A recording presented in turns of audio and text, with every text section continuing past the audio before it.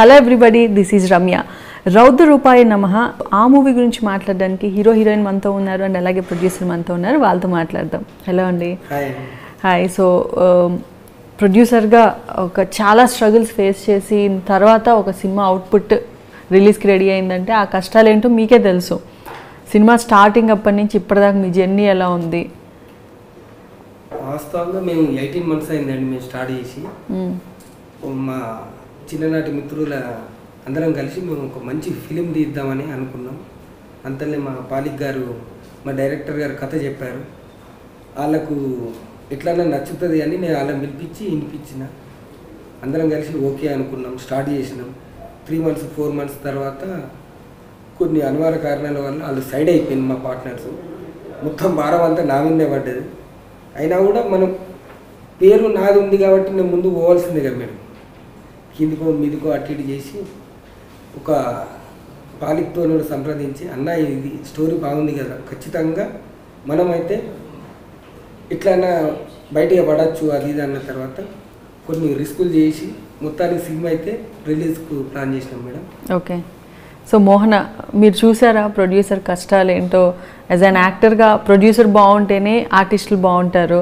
So money అంతా పెట్టేది ఆయనే కాబట్టి రిస్క్ ఆయనకే ఉంటుంది. సో ప్రొడ్యూసర్ కష్టం చూసినప్పుడు, ఆయన హార్డ్ వర్క్ చూసినప్పుడు మీకు ఎలా అనిపించింది? డెఫినెట్గా మూవీకి 100% మా బెస్ట్ ఇచ్చేసి రిటర్న్స్ అంతకన్నా 100% తేవాలి అని మేము ఫీల్ అయ్యి వర్క్ చేసాము. అండ్ అఫ్ కోర్స్ అందరికి తెలిసిన విషయం ఏంటంటే ప్రొడ్యూసర్ వచ్చేసి హెడ్ ఆఫ్ ద యూనిట్ అందరికి తెలుసు. బట్ మేము ఎలా ఫీల్ అయ్యామంటే he is the head of our family.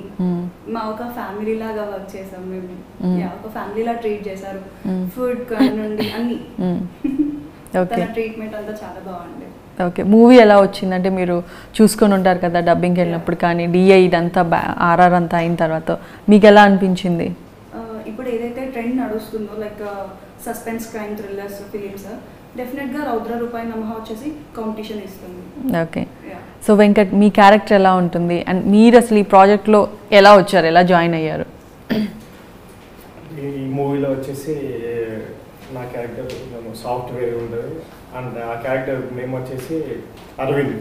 అంటే అరవింద్ అంటే మనకి అమ్మాయికి అబ్బాయికి అంటే ఒక కనెక్షన్తో స్టోరీ మూవ్ అవుతూ ఉంటుంది కదా. దాంతోపాటు ఆమెకి నాకు మధ్యలో ఈ స్టోరీకి ఏం జరిగింది అనేది అది మీరు తప్పకుండా థియేటర్లో చూడాల్సి వస్తుంది. అయితే ఇందులో అంటే నా ఈ సినిమా ప్రయాణం అనేది ఏంటంటే ఫస్ట్ నేను యూట్యూబర్. అంటే చిన్న చిన్న సాంగ్స్ కానీ షార్ట్ ఫిల్మ్స్ కానీ యూట్యూబ్ సాంగ్స్ చేసిన అట్లా ఇంకా వేరే ఒక మూవీకి ట్రై చేస్తున్నా. అందులో మళ్ళీ రావుల రమేష్ అన్న గారు మాకు పరిచయం మా బాబాయ్ ద్వారా. అంటే రమేష్ అన్న కూడా మంచివాడు, మాది కూడా మంచివాడు. మా డైరెక్టర్ గారు పాలిక్ సార్ గారు కూడా మంచివాడు. తర్వాత రమేష్ అన్న మేము పాలిక్ సార్ డిస్కస్ చేసుకున్న తర్వాత సో ఇట్లా మూవీ ఇట్లా ఉంది అంటే మన కొత్త వాళ్ళని ఎందుకు ఎంకరేజ్ చేయకూడదు, అంటే మన ప్రాంతం మన తెలంగాణ మన మనుషులు వాళ్ళ కదా అండ్ అన్నట్టు మమ్మల్ని ఎంకరేజ్ చేశారు. దాని ద్వారా సార్ వాళ్ళతో డిస్కస్ చేసిన తర్వాత మనకి ఇందులో అవకాశం ఇచ్చారు సార్. ఓకే. మోహనాకి మీ ఇద్దరి కెమిస్ట్రీ ఎలా ఉంది? ఏమన్నా మంచి సాంగ్స్ మీ ఇద్దరి మధ్య కెమిస్ట్రీ ఏమన్నా ఉందా? మంచి సీన్స్ ఏమన్నా చేశారా ఏంటి? అంటే అది మీరు థియేటర్ చూడాలి. మీరు చెప్పండి. మీ ఇద్దరు కాంబినేషనే కదా, మీరే కదా పేరు సాంగ్ కానీ. కెమిస్ట్రీ ఇన్ ద సెన్స్ మరీ అలాంటిది ఎక్స్పెక్ట్ చేయొద్దు. ఎందుకంటే రఘు అండ్ పాయల్ ఎవరైతే నా సిస్టర్ రోల్ అండ్ సెకండ్ హీరోగా చేశారో వాళ్ళకి మంచి కెమిస్ట్రీ ఉంది. మాకు ఎలా అంటే ఒక డీసెంట్ అమ్మాయి ఇంట్లో అరేంజ్ మ్యారేజ్ చూస్తే ఎలా ఉంటుంది కమ్యూనికేషన్ అండ్ వాళ్ళ కెమిస్ట్రీ, అలా ఒక పెళ్లి చూపులు అండ్ దెన్ కాఫీ. కాస్టింగ్ కూడా మీరు ప్రభాకర్ గారు, కాలకే ప్రభాకర్ గారు అండ్ మన తాగుబోతు రమేష్ అందరు మంచి మంచి కాస్టింగ్కి వెళ్ళారు కదా. సో బడ్జెట్ కూడా పెరిగిపోతుంది. సో మీరు వద్దు పెద్ద యాక్టర్లు వద్దు, కొంచెం బడ్జెట్ తక్కువలో పెట్టండి మీ డైరెక్టర్కి ఏం మీరు చెప్పలేదా? అట్లేం చెప్పలేదు మేడం. యాక్చువల్గా ఇంకా మేము ఇంకా బ్యాటింగ్ యాక్టర్లని ఇంకా కొత్త వాళ్ళని పాత వాళ్ళని ఈ కొత్త వాళ్ళని కాక పాత వాళ్ళని ప్లాన్ చేసుకున్నాం సీనియర్లని. అనుకోకుండా వాళ్ళకి షూటింగ్ బిజీలు ఉండి ఇంకా వాళ్ళు రాలేదు. ఓకే. అట్లా డబ్బుల గురించి ఎప్పుడు మేము కాంప్రమైజ్ కాలేదండి. Music songs already 3 songs release అయ్యాయి కదా, సాంగ్స్ ఎలా వచ్చాయి అండ్ సాంగ్స్ పిక్చరైజేషన్ ఎలా చేశారు? ఈ సినిమాకు స్టోరీ ఎంత బలమో మేడం మ్యూజిక్ కూడా అంతే బాగుంటుంది. ఓకే. మీకు నచ్చిన సాంగ్ ఏంటి? 3 సాంగ్స్ ఆల్రెడీ చూసాం కదా. మీరు చేసిన సాంగ్ ఆబ్వియస్గా ఫేవరెట్ ఉంటుంది, బట్ అది కాకుండా ఓకే. ఎందుకు అంటే ఒక విలన్ కి మీరు చూసారా ఒక సాంగ్ ఇవ్వడం? లేదు. సో మా డైరెక్టర్ గారు ఎలా డిజైన్ చేశారు. అవును, కరెక్ట్. చూసారు చెప్పినప్పుడు మీకు ఎలా అనిపించింది? అంటే విలన్కి ఒక సాంగ్ పెడుతున్నామని ఇంకా థాట్ రాగానే అంటే కొత్తగా ఒక యూనిక్ స్టోరీ లాగా అనిపించింది. అండ్ ఆ సాంగ్తో ఎంత ఎలివేట్ అయ్యారు. అండ్ మా మూవీకి the best song, the key role అనేది ఏదైతే చెప్తామో సాంగ్ని ఆ ప్లేస్లో చూడొచ్చు. ఓకే. సో మీకు కాంబినేషన్ సీన్స్ ఎవరితో ఉన్నాయి? ప్యాడింగ్ యాక్టర్స్తో, ప్రభాకర్ గారితో సీన్స్ ఉన్నాయా మీకు? ప్రభాకర్ సార్తోనే నాకు అంటే ఎక్కువ కాంబినేషన్స్, మోహనాకి నాకు ఓకే కాంబినేషన్స్. ఓకే. మీ డైరెక్టర్ గారు టేకింగ్ ఎలా ఉండేది? సెట్లో ఎలా ఉండేవారు ఆయన? డైరెక్టర్ గారి టేకింగ్ అంటే అది అంటే సార్ ఏంటంటే ప్రతిదీ కూడా పర్టికులర్గా అంటే దగ్గరుండి నాకు ఈ షాట్ కావాలి అంటే ఈ షాట్ వద్దు అంటే ఆ సీన్ విషయంలో కాంప్రమైజ్ అయితే విషయం లేదు. సీన్ కరెక్ట్గా చేయకపోతే ఎప్పుడన్నా తిట్టే వాళ్ళ, సీరియస్ అవ్వడం అలాంటివి ఏమైనా చేసేవాళ్ళ సెట్లో?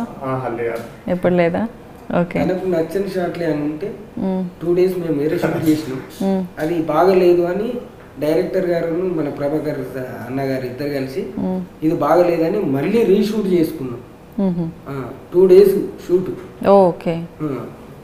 అంటే చాలా ఉడిదిపులు బాగా అయినాయి మేడం. మీకు ఎట్లా చెప్పాలంటే పర్లా తెలుగులోనే చెప్పండి, అర్థమవుతుంది.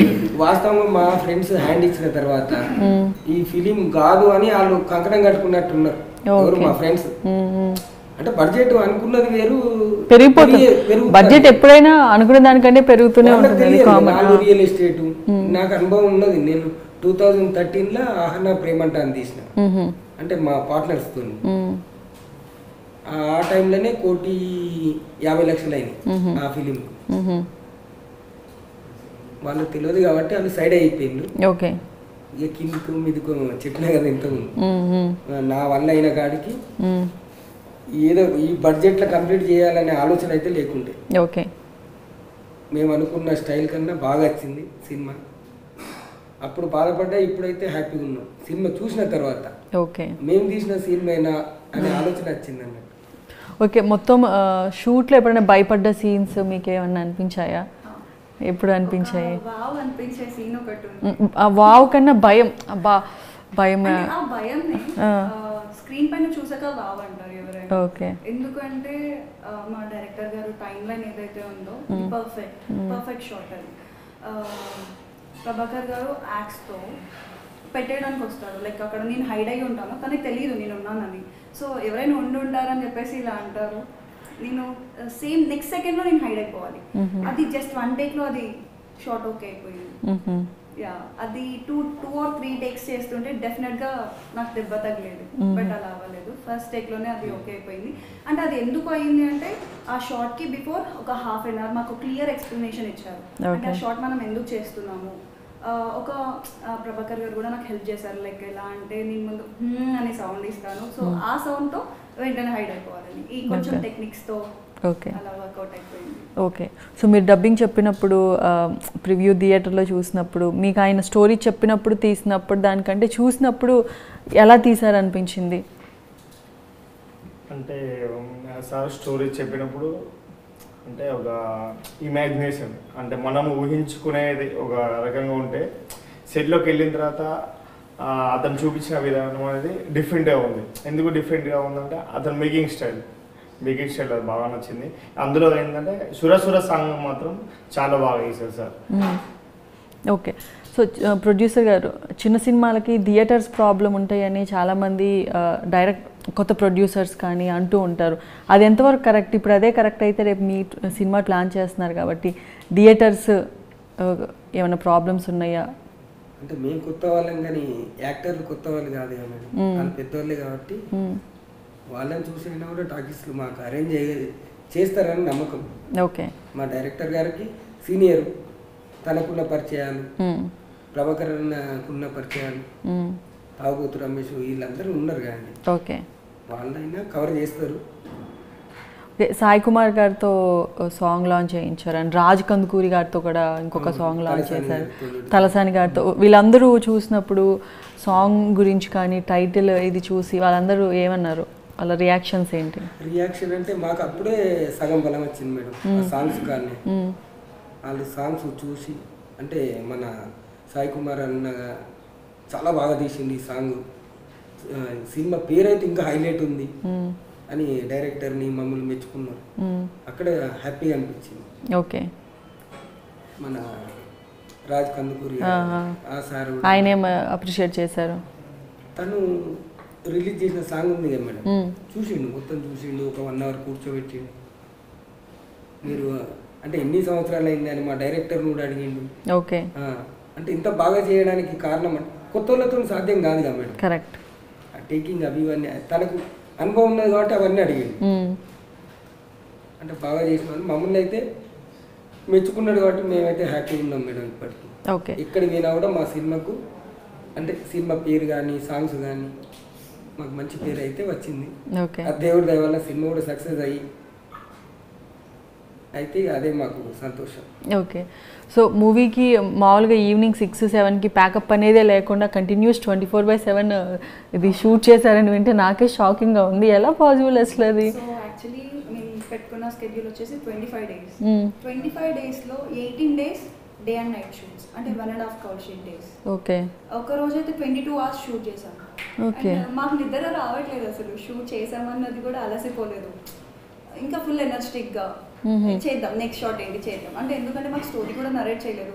సో ఫుల్లీ ఎక్సైట్మెంట్ అనమాట, అంటే నెక్స్ట్ షాట్ ఏంటి, నెక్స్ట్ ఏం చేస్తాం మేము. సో ఇక్కడ స్టక్ అయి ఉన్నాం, నెక్స్ట్ ఎలా బయటకు వచ్చేస్తాం, అలా వర్క్ చేస్తాం 18 days. అండ్ ఇంకోటి ఏంటంటే నాకు ఓన్లీ సింగిల్ కాస్ట్యూమ్, బట్ దాని డ్యూయల్ పేర్స్ తీసుకొని 18 days నేను అదే సింగిల్ కాస్ట్యూమ్లో కనిపిస్తాను. మూవీ మొత్తం ఒకే కాస్ట్యూమ్, 18 days అదే కాస్ట్యూమ్ 2 pairs యూజ్ చేశారనమాట. అదొకటి నాకు కొంచెం సాడ్ అనిపించింది.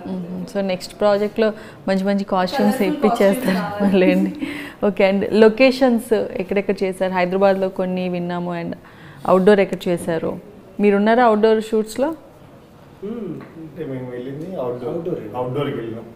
అందులో నాది ఉన్న తనది combination song, Telugu Telugu song అనేది ఉంది, అది melody song.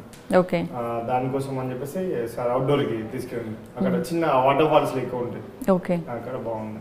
And me డైరెక్టరే choreographer, ఆయనే డైలాగ్ రైటరు, ఆయనే స్క్రీన్ ప్లే, ఆయనే స్టోరీ, చాలా కంఫర్టబుల్, మొత్తం ఆయనే. కొరియోగ్రఫీ కూడా ఆయన. ఏ సాంగ్ చేశారు? ఆ 3 songs ఆయనే చేశారా? ఓ ఓకే. ఇన్వాల్వ్మెంట్, చాలా ఇన్వాల్వ్మెంట్. తన అంటే తను ఈ షూటింగ్ బిజీలు ఉండి తనే ఇవన్నీ చేయలేడు కదా, తనకు ఒక అసిస్టెంట్ ఉన్నాడు, మాస్టరే తను. అంటే ఈయన పెద్ద మాస్టర్ కాబట్టి ఆయన చిన్న మాస్టర్, తనని పెట్టుకొని చేయించుడు జరిగింది.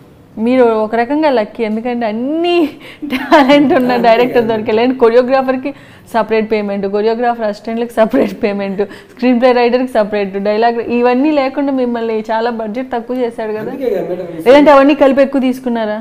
లేదు మేడం, తను తక్కువ తీసుకున్నాడని ఆ డబ్బులు కూడా ఈ సినిమాకి మేము అరేంజ్ చేసినాము. ఓ ఓకే.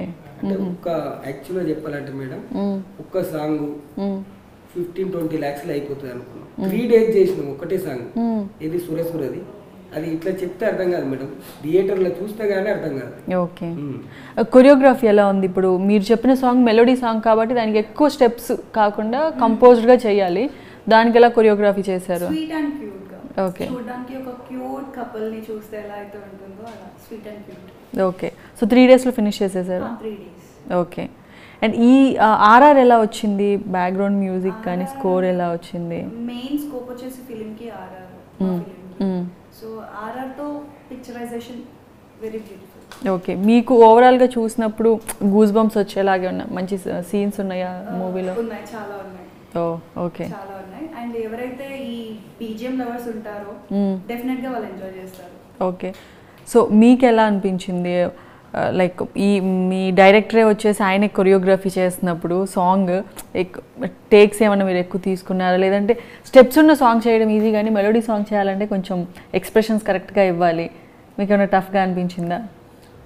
అంటే సాంగ్ అంటే దాన్ని కొంచెం ఉంటుంది ఎలా అంటే థియేటర్లో చూస్తే మాత్రం ఖచ్చితంగా భయమేస్తుంది సాంగ్. అంటే దగ్గరికి వెళ్ళి చూస్తాం కదా, దగ్గరికి వెళ్ళి చూసినప్పుడు ఎట్లా అంటే దాని ఆర్ఆర్ కానీ అంటే బ్యాక్గ్రౌండ్ స్కోర్ కానీ ఇది కానీ చాలా మంచి అనిపించింది మనకి. ఇంకా ఏంటంటే దానికి మొత్తం సాంగ్ మొత్తం నైట్ షూట్, ఓన్లీ నైట్ షూటే. నైట్ షూట్ అంటే దాన్ని సార్ నైట్ 6 నుంచి మళ్ళీ డే 6 వరకు వేసిండు. అట్లా 3 days పట్టింది, ఒక సాంగ్కి 3 days పట్టింది. ప్రసాద్ చెప్పండి, ఈ సినిమాలో మీ ఎంట్రీ చాలా ట్విస్ట్ల మీద ట్విస్ట్లుగా సాగిందని ఇప్పుడే తెలిసింది. నేను చెప్పడం కంటే మీరు చెప్తే బాగుంటుంది. యాక్చువల్గా ఈ సినిమాలో మెయిన్ లీడ్గా చేయాల్సింది మేడం. పార్ట్ 1 పార్ట్ 2లో చాలా ట్విస్ట్లు ఉన్నాయి, మీరే చెప్పండి. ఇందులో మెయిన్ లీడ్గా చేయాల్సింది. నాకున్న బిజీ షెడ్యూల్ వల్ల కొంచెం పోస్ట్ పడేది, అందుకే రాలేకపోవడం జరిగింది. అయితే మన పాలిక్ సార్కి, ప్రొడ్యూసర్ రమేష్ గారికి ఇద్దరికి నేను మాటిచ్చాను. సో దాంట్లో గెస్ట్ రోల్గా చేయడం జరిగింది. ఓకే. అందులో ఇంకోటి ఉంది, అది అయిపోగానే మనకు నెక్స్ట్ పార్ట్ 2లో ప్రొడక్షన్ 2లో మనం ఖచ్చితంగా ఫుల్ లెంత్ ఉంటుంది. ఓకే. అయితే ఆల్రెడీ మనం లవ్ టు లవ్ అనే ఒక సినిమా చేసాం. దాని ద్వారా మనకు పాలిక్ సార్ వీళ్ళంతా పరిచయం అయ్యారు, ప్రొడ్యూసర్గా హీరోగా చేసాం. సో అలా కొంచెం మధ్యలో డిస్టెన్స్ వచ్చినా కూడా మనం ఇక్కడ సినిమా కంప్లీట్ అయిన తర్వాత ఎక్కడ గ్యాప్ రాకుండా వీళ్ళని ప్రొటెక్ట్ చేసుకుని తీసుకుంటూ రావడం జరిగింది. ఓ ఓకే. ఏ సాంగ్లో చేశారు? ఐటమ్ సాంగ్లో sir madam. Okay. Pub song అది, దాంట్లో చేశాను గెస్ట్ రోలా? ఓకే. సో తర్వాత సినిమా మిస్ అయిన ఫీలింగ్ ఎప్పుడన్నా అనిపించిందా? లైక్ పోస్టర్ చూసిన తర్వాత, సాంగ్స్ అవి చూసిన తర్వాత అనిపించింది. వెంటనే ఎప్పటికప్పుడు అప్డేట్స్ తీసుకుంటున్నా, మళ్ళీ వచ్చి కలుస్తున్నా, అందరినీ అడుగుతున్నా ఎలా ఉంది ఏమనేసి. సో దాంట్లో భాగంగానే ఇప్పుడు కూడా మనం రావడం జరిగింది. సో మీరు షూట్ చేసినప్పుడు, దాని తర్వాత ఇప్పుడు మీరు టైటిల్ విన్నప్పుడు మీకు డిఫరెన్స్ ఏం తెలిసిందంటే స్టార్టింగ్ అప్పుడు ఉన్నదానికి ఇప్పుడు ఓవరాల్గా అవుట్పుట్ వచ్చిన తర్వాత? అసలు బూత్ బంగ్లాలో చేశారు. ఆ బూత్ బంగ్లాలో ఆయన చూడడమే ఫీట్ 6.5 feet సంథింగ్ ఉన్నారు ప్రభాకర్ సార్. అది చూడగానే మామూలు మనిషి మామూలు ఉంటేనే భయపడతాం. ఓ భయపడ్డారా మీరు? మీరే భయపడితే ఇంకా అమ్మాయిలు ఏమైపోవాలి కదా.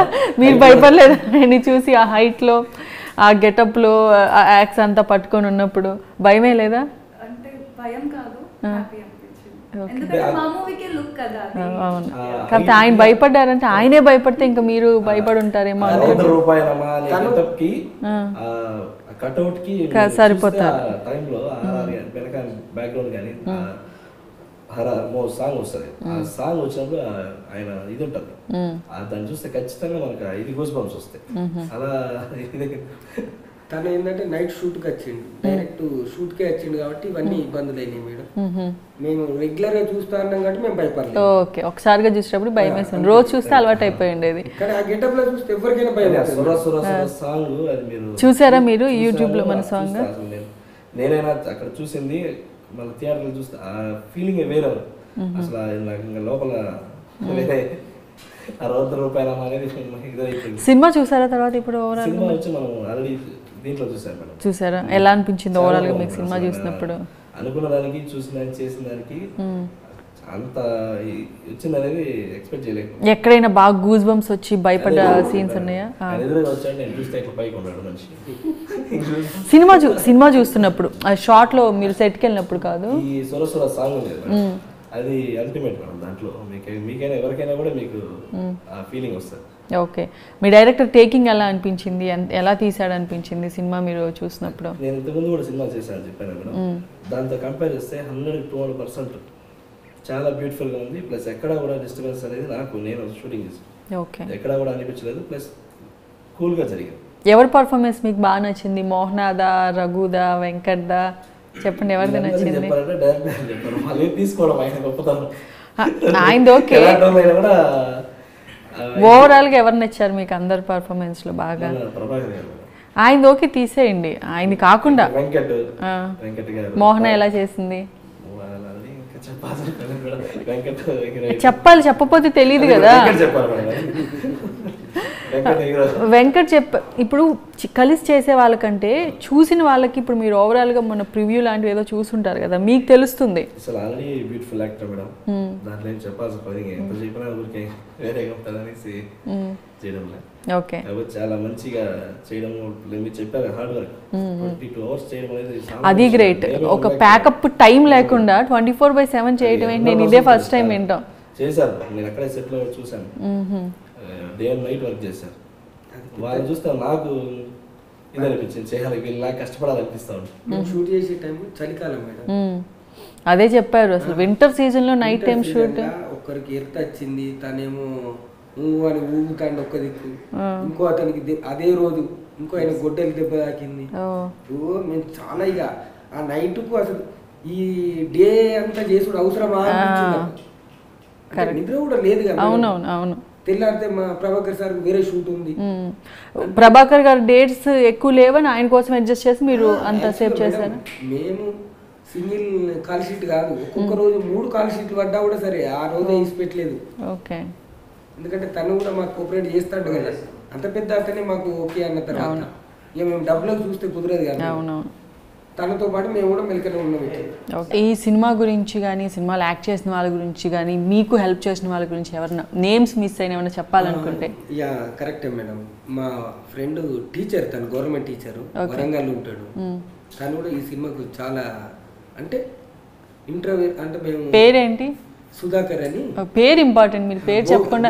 వరంగల్లో టీచర్ అంటే ఎంతో మంది ఉంటారు టీచర్. భోగి సుధాకర్. ఓకే. మా కజిన్ బ్రదర్ సిహెచ్ శ్రీనివాసు. ఇద్దరు అయితే నాకు లాస్ట్ వరకు మా డైరెక్టర్ అయితే ఈ షూటింగ్ ఎట్లా చూసుకున్నారో వాళ్ళిద్దరు నన్ను చూసుకున్నారు. చూసారా, నేను గుర్తు చేయకపోతే మీరు నేమ్స్ మర్చిపోయిండే వాళ్ళు. రేపు వాళ్ళ ఇంటర్వ్యూ చూసి అలిగేవాళ్ళు, మళ్ళీ మీకు ఫోన్ చేసేవాళ్ళు మా పేరు ఎందుకు చెప్పలేదని. మంచి మంచి గుర్తు చేసి అలా గుర్తు పెట్టుకోవాలి. ఇంకెవరిని ఉన్నా కానీ ఆర్టిస్టులు అయినా వాట్ ఎవరైనా మీకు హెల్ప్ చేసిన వాళ్ళు తప్పకుండా. సో వాళ్ళకి థ్యాంక్స్ చెప్తున్నారు అనమాట, సుధాకర్కి. వాళ్ళకి ధన్యవాదాలే కదా మేడం. ఓకే. మనకు హెల్ప్ చేసిన వాళ్ళు మరవద్దు కదా మేడం. ట్రూ ఎప్పుడు మర్చిపోకూడదు. సో ఓవరాల్గా సినిమా మీరు గురించి మీరు యాక్ట్ చేయకపోయినా మిస్ చేసుకున్న మీరు చెప్పాలంటే ఏం చెప్తారు? సినిమా రిలీజ్ అవుతుంది కాబట్టి.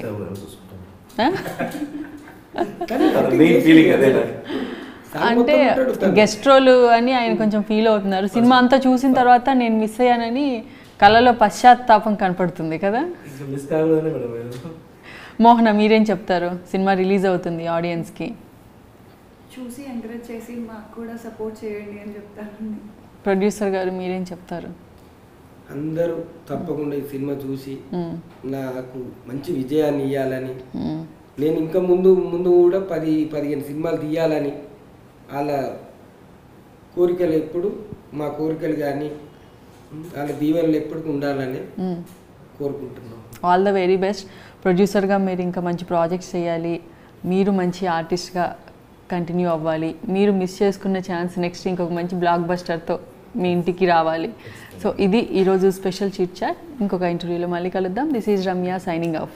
మేడం అవును, మనం ఇంకొక ఇంటర్వ్యూ ప్లాన్ చేశాం కదా సార్, వస్తలేరా? ఓకే ఓకే మేడం, నేను చెప్పుడు మర్చిపోయినా.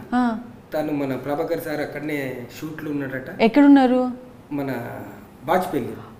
తప్పకుండా తనని ఇప్పుడు మనం బాజ్పల్లి ఇంటర్వ్యూ చేయాలి. వెళ్ళాలి మేడం. ఓకే, ఏమనుకోకుండా. షూర్, డెఫినెట్గా కొద్దిగా కోఆపరేట్ చేయాలి. అలాగే.